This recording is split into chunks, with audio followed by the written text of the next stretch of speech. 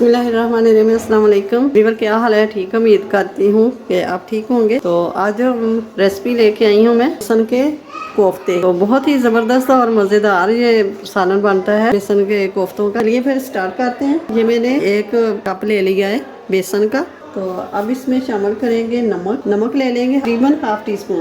तो half tea spoon ही ले लेंगे कुटी हुई लाल मिर्च और हाफ टी स्पून ले लेंगे खुश्क धनिया। तो इस वीडियो को बिना स्किप किए देखिएगा और ये बहुत ही मज़ेदार ये रेसिपी बनती है। 1 टेबल स्पून ये आल का ले लेंगे। तो ये थोड़ा सा पानी डालेंगे। बिस्मिल्लाहिर्रहमानिर्रहीम। तो ये थोड़ी सी ले लेंगे, हाफ टी स्पून से भी थोड़ी कम, हल्दी पाउडर कलर के लिए। तो ये हाथ से गूंद लेंगे। तो ये बेसन हमारा गूंद गया। तो अब हाथों को ग्रीस कर लेंगे।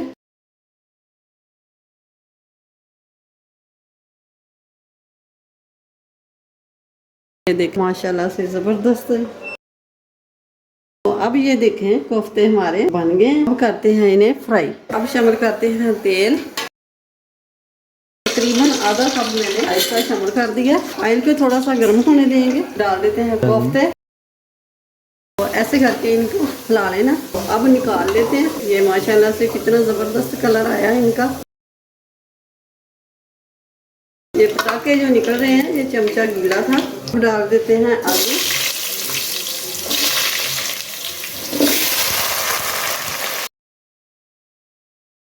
तीन 4 मिनट इसको फ्राई कर लेना है। ये देखें आलू फ्राई करते हुए 5 मिनट हो गए हैं। ये हल्का हल्का कलर भी आना शुरू हो गया। तो अब इनको निकाल लेते हैं। मैं थोड़ा सा ऑयल निकाल लूँगी, ये ज़्यादा है। तो अब इसमें शामिल करूँगी प्याज। अब है मेरे पास ये सब्ज़ मिर्चें, तो ये डाल देंगे। तो अब ये थोड़ा सा पानी शामिल करेंगे।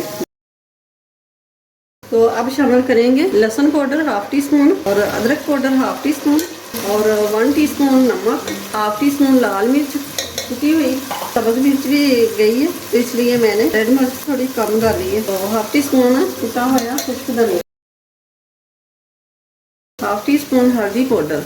इससे कलर भी बहुत अच्छा आएगा और ये फायदेमंद भी है उम्र के लिए, जोड़ों की दर्दों के लिए ये बहुत ही मुफीद है। खून को भी साफ करती है।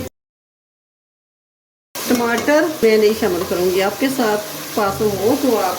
तो ये शामिल करूँगी मैं तिल, और तिलों को मैंने अच्छे से भून लिया था और पीस लिया है। तो 1 टेबल स्पून। तो ये है खसखस। खसखस को भी मैंने अच्छे से वाश कर खुश्क करके तो इसको पीस लिया। तो अब मैं इस मशीन से बीट कर लूँगी, इसको पीस लेना है। तो अब मैं इस हैंड बीट से मैंने बीट कर लूँगी मसाले को। तो अब ये थोड़ा सा पानी शामिल करेंगे। बिस्मिल्लाहिर्रहमानिर्रहीम। तो अब ये पानी पकने लग गया है। तो अब डाल देंगे ये आलू जो हमने फ्राई करके रखे हुए थे। ये जो हमने कोफ्ते रखे थे फ्राई करके वो भी डाल दिए। अब इनको हल्की आंच पे पकाएंगे 5 मिनट।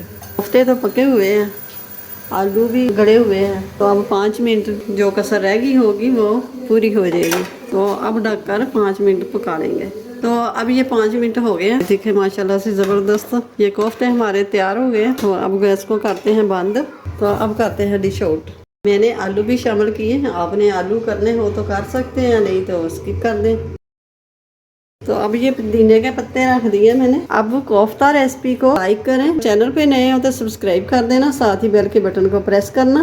इस रेसिपी को ट्राई ज़रूर कीजिएगा। बहुत मज़ेदार और कम चीज़ों से बनती है। घर में जो मौजूद चीज़ें उनसे ही बन जाती है। थोड़ा सा बेसन लगता है और थोड़े से आलू शामिल करने हो तो कर सकते हैं, नहीं तो स्किप कर दें।